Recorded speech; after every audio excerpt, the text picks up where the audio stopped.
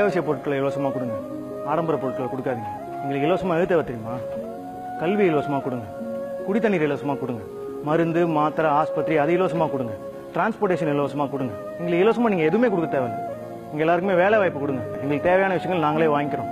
இந்த மாதிரி தேவையில்லாத விஷயங்களையும் ஏற்கனவே இருக்கிற விஷயங்களையும் கொடுத்து குப்பையை அதிகமாக்காதீங்க. ப்ரோ, நம்ம பாட்டி தாத்தா அப்பா அம்மா மாதிரி நம்மளும் அப்பாவியா இருந்தா நம்ம தூக்கி ஐசி வார்டில் போட்டுருவாங்க. நம்ம எல்லாருக்குமே கனவு இருக்கு, நம்மளாம் சாதிக்கணும். அதுக்கு நம்ம ஃபர்ஸ்ட் சிந்திக்கணும்.